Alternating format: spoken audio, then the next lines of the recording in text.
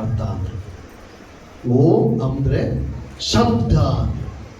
ಓಂ ಅಂದ್ರೆ ಶಬ್ದ ಅಂದ್ರೆ ಪದ ಅಥವಾ ವಾಕ್ಯ. ಓಂ ಅಂದರೆ ವಾಕ್ಯ ಎಂಬುದಾಗಿ ಪರಿಪೂರ್ಣವಾಗಿ ಅದರ ಅರ್ಥ ಮಾಡ್ಕೊಂಡಾಗ ಸಿಕ್ತು. ಓಂಕಾರ ನಾಥಾಯ ನಮಃ ಅಂದ್ರೆ ಓಂ ಅಂದ್ರೆ ವಾಕ್ಯದ ಆಕಾರದವನೇ ನಿನಗೆ ನಮಸ್ಕರಿಸುತ್ತೇನೆ ಅಂತ ಅದರ ಅರ್ಥ. Hallelujah hallelujah. ಓಂಕಾರ ಅಂದ್ರೆ ಓಂ ಅಂದ್ರೆ ವಾಕ್ಯದ ಆಕಾರದವನೇ ನಿನಗೆ ನಮಸ್ಕರಿಸುತ್ತೇನೆ.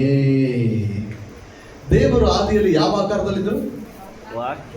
ವಾಕ್ಯದ ಆಕಾರದಲ್ಲಿದ್ದರು. ಇಲ್ಲೇ ಬಂತಲ್ಲ, ಆದಿಯಲ್ಲಿ ವಾಕ್ಯವಿತ್ತು. ವಾಕ್ಯದ ಆಕಾರದವನೇ ನಿನಗೆ ನಮಸ್ಕಾರ. ತುಂಬಾ ಯೋಚನೆ ಮಾಡಿದೆ ನಾನು ಅದನ್ನ ಮಾತನ್ನ. ಓಂ ಆಕಾರದವನೇ. ಅವಾಗ ನಾನು ಋಗ್ವೇದದಲ್ಲಿ ಒಂದು ಪದವನ್ನು ಓದ್ತಾ ಇದ್ದೆ, ವಾಕ್ಯೋ ವೈ ಬ್ರಹ್ಮ ಎಂಬುದಾಗಿ. ವಾಕ್ಯೋ ವೈ ಬ್ರಹ್ಮ ಎಂಬುದಾಗಿ ಅಂದ್ರೆ ವಾಕ್ಯವು ದೇವರಾಗಿದ್ದಾನೆ ಅಂತ ನಾನು ಯೋಚನೆ ಮಾಡಿದೆ. ವಾಕ್ಯೋ ವೈ ಬ್ರಹ್ಮ ಅಂದ್ರೆ ವಾಕ್ಯವೆಂಬ ಆತನು ದೇವರಾಗಿದ್ದಾನೆ ಅಥವಾ ತಂದೆಯಾಗಿದ್ದಾನೆ ಅಂತ ನಾನು ಯೋಚನೆ ಮಾಡ್ತಾ ಇದ್ದೀನಿ. ವಾಕ್ಯವು ತಂದೆಯಾಗಿದ್ದಾನೆ ಅಂತ ಹಿಂದೂ ಧರ್ಮದ ವೇದೋಕ್ತಿ ಹೇಳ್ತಾ ಇದೆ. ಓಂ ಆಕಾರದವನಾಗಿದ್ದಾನೆ ದೇವರು ಅಂತ ಅದೇ ಹಿಂದೂ ಧರ್ಮ ಹೇಳ್ತಾ ಇದೆ.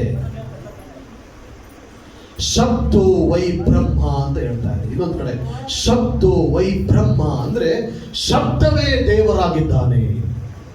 ಶಬ್ದವೆಂಬಾತನು ದೇವರಾಗಿದ್ದಾನೆ. ದೇವರಿಗೆ ಆಕಾರವಿಲ್ಲ, ರೂಪವಿಲ್ಲ. ನಾನು ಮೊದಲೇ ಹೇಳಿದೆ, ದೇವರೆಂಬಾತನಿಗೆ ದೇಹವಿಲ್ಲ, ಆಕಾರವಿಲ್ಲ, ರೂಪವಿಲ್ಲ ಅಂತ ಹೇಳ್ದಲ್ಲ. ಶಬ್ದವಾಗಿದ್ದಾನೆ.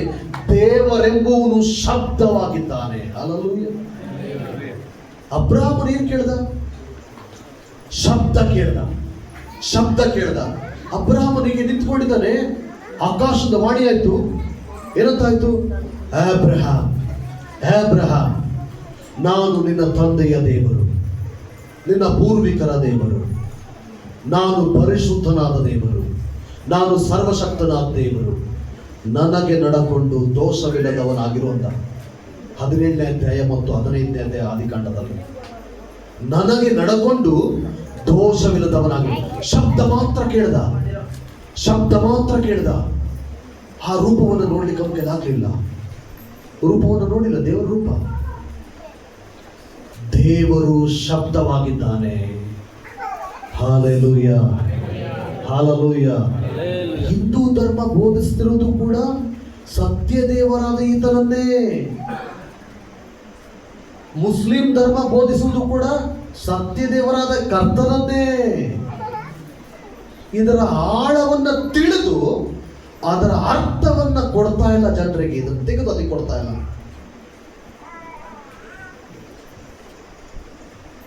ಶಬ್ದವೆಂಬ ದೇವರು ಇದ್ದಾನೆ, ವಾಕ್ಯ ಎಂಬ ದೇವರು ಇದ್ದಾನೆ. ಆ ವಾಕ್ಯವು ನರಾವತಾರ ಎತ್ತು ಎಂಬುದಾಗಿ ಹೇಳ್ತಾ ಇದೆ ವಾಕ್ಯದಲ್ಲಿ. ಆ ಶಬ್ದವೆಂಬಾತನು, ಆ ವಾಕ್ಯ ಎಂಬಾತನು ನರ ಮನುಷ್ಯನಾದನು ಎಂಬುದಾಗಿ ಯೋಹಾನ್ ಸುವಾರ್ತೆ 1ನೇ ಅಧ್ಯಾಯ 14ನೇ ವಚನ ಹೇಳ್ತಾ ಇದೆ. ಫಿಲಿಪ್ಪಿ ಬರೆದ ಪತ್ರಿಕೆ 2ನೇ ಅಧ್ಯಾಯದ 5ನೇ ವಚನ 6ನೇ ವಚನ ಹೇಳ್ತಾ ಇದೆ. ಓದಿ ನೋಡೋಣ ಸಿಕ್ಕಿದ್ರೆ. ಯೋಹಾನ್ ಸುವಾರ್ತೆ 1ನೇ ಅಧ್ಯಾಯ 14ನೇ ವಚನ ಹೇಳ್ತಾ ಇದೆ, ಆ ವಾಕ್ಯವೆಂಬುವನು ನರಾವತಾರ ಎತ್ತಿ ನಮ್ಮ ಮಧ್ಯದಲ್ಲಿ ವಾಸ ಮಾಡಿದನು. ಫಿಲಿಪ್ಪಿ ಬರೆದ ಪತ್ರಿಕೆ 2ನೇ ಅಧ್ಯಾಯ 5ನೇ ವಚನ. ಆ ವಾಕ್ಯವೆಂಬಾತನು ನರಾವತಾರ ಎತ್ತಿ ನಮ್ಮ ಮಧ್ಯದಲ್ಲಿ ವಾಸ ಮಾಡಿದನು. ನರ ಅವತಾರ. ಓಂ ಶ್ರೀ ದಾರಿದ್ರ ನಾರಾಯಣನೇ ನಮಃ. ಕೇಳಿದ್ರೆ ಶಬ್ದ? ಕೇಳಿದ್ರ? ಇಲ್ಲ ಅಲ್ಲ? ನಾನು ಹೇಳ್ತಾ ಇದ್ದೆ ವಿಗ್ರಹ ಮುಂದೆ ಕೂತ್ಕೊಂಡು ಏನಂತ, ಓಂ ಶ್ರೀ ತಾರಿಕ್ರ ನಾರಾಯಣ ನಮ, ಓಂ ಶ್ರೀ ವೃಕ್ಷೋದಾರದಾಯ ನಮ, ಓಂ ಶ್ರೀ ಪಂಚಗಾಯನಾಯ ನಮ, ಹಿಂಗೆ ಹೇಳ್ತಾ ಕೂತ್ಕೊಂಡಿದ್ದೆ.